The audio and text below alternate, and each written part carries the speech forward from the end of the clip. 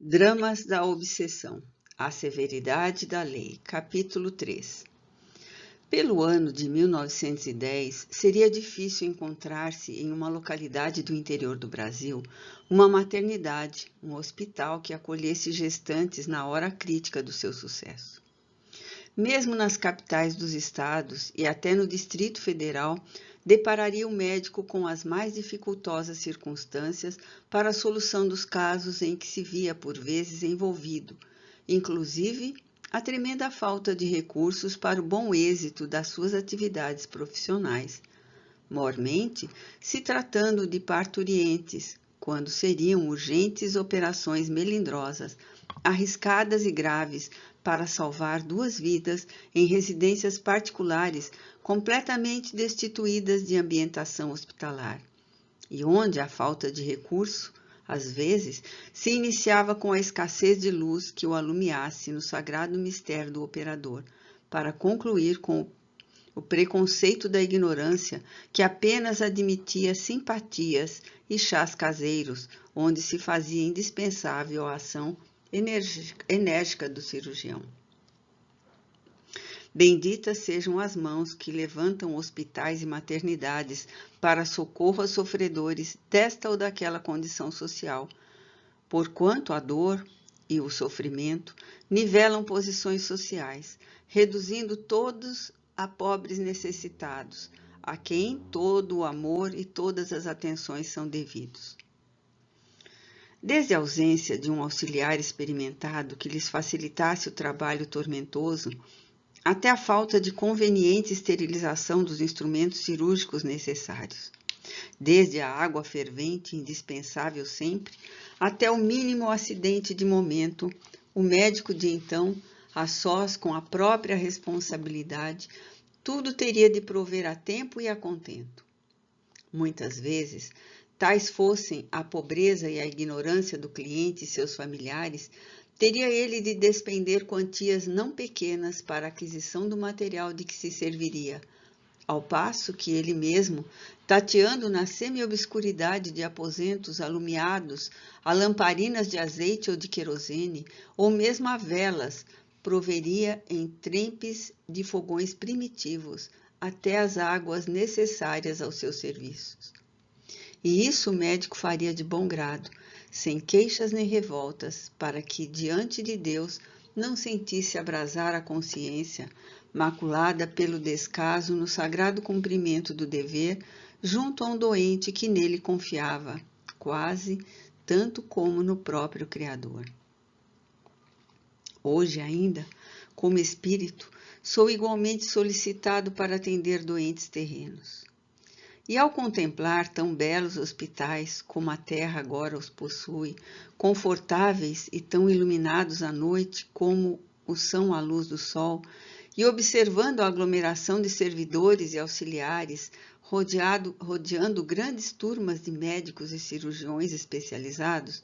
recordo-me comovido dos sacrifícios de outrora e exclamo de mim para comigo. Incontestavelmente, ó meu Deus, a sociedade terrena muito avançou na senda do progresso dentro do século XX. Pena que, a par de tantos e tão admiráveis triunfos sociais,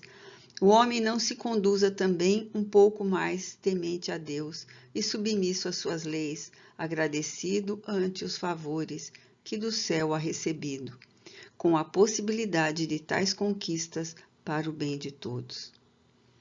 E em pensamento, beijo as mãos daqueles generosos cooperadores do bem e do progresso, que por abnegação ou interesse se uniram em colaboração fecunda para erguerem hospitais e maternidades que socorram na oportunidade precisa. Arquejante, no auge dos padecimentos físicos para o sucesso da maternidade, Angelita, mal cloroformizada devido à falta de socorros precisos, encontrava-se em perigo de morte. Não que aquele parto fosse dos mais laboriosos e difíceis, caso anormal ou excepcional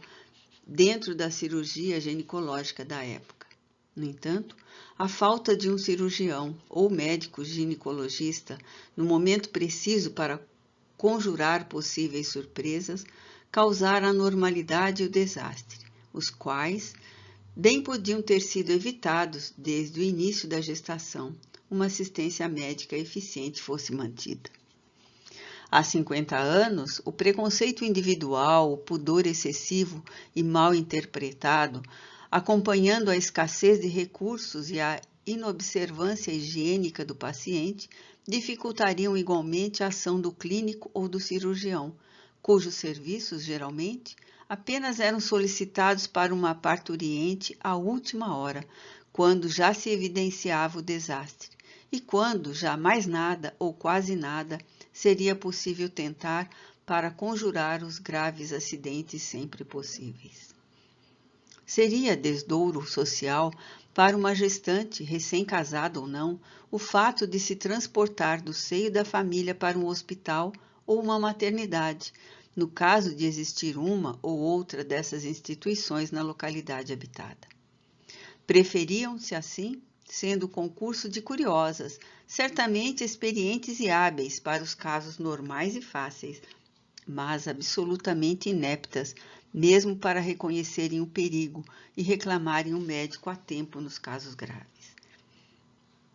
Daí, outrora, a calamitosa mortandade de parturientes, problema cujos reflexos atingiram as preocupações de além-túmulo, pois nem sempre existiria a expiação ou o resgate em casos tais,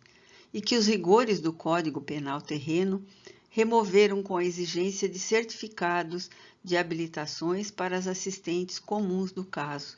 e que os hospitais remediaram em grande parte, tratando de humanitárias internações e assistência constante às próprias gestantes.